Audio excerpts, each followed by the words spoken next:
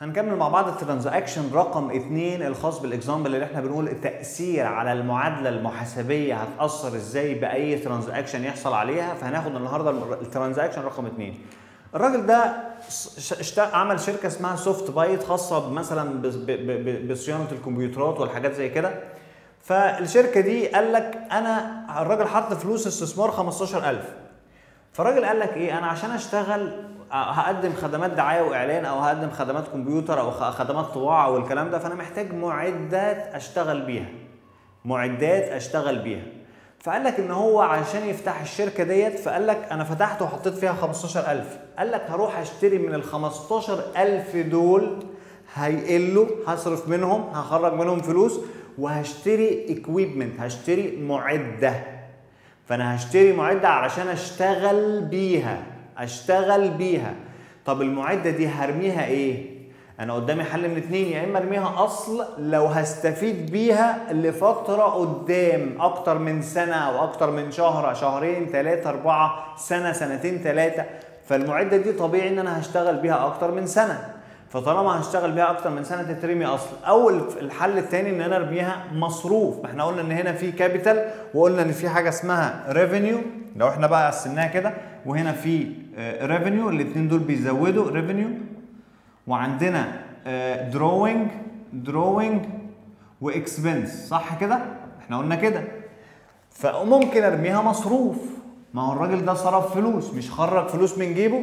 خرج فلوس من جيبه، فممكن ارميها مصروف. لا بس لا، طالما هستفيد بيها قدام فتره كبيره قدام، فتترمي اصل، ما تترميش مصروف.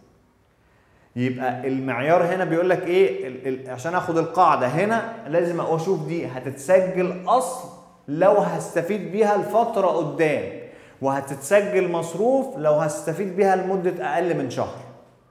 هي دي الفكره. فبالتالي هو هيشتري هنا ايه؟ هيشتري معده، المعده دي هيستفيد بيها فتره كبيره، سنتين، 3، 4، 5، 10 سنين. فهنسجل هنا ايه؟ equipment. هنسجل هنا equipment. اشترى الاكويبمنت ديت ب $7000. فهنقول هنا الترانزاكشن رقم 2 اشتراها ب $7000، يبقى الاكويبمنت زادت ب $7000. المعادله كده باظت. لو انت خدت بالك هنا بقى عندك 15 و7، معنى كده ان هنا في 22000 وهنا في 15 اللي يساوي اهيت. هنا في لا، فهنا لازم نقلل الكاش، ما هو دفعها كاش، يبقى الكاش ب 7000 نقص. والناقص عندنا في الحسابات بنحطه ما بين بتوين تو براكت، يعني ما بين قوسين. فبالتالي 7 زادت و7 قلت، فالترانزاكشن هنا كله في الاصول بس، ما تاثرش حاجه هنا. فهنا زاد وقل، فهنا النتيجه بتاعتها صفر، وهنا ما فيش حاجه حصلت.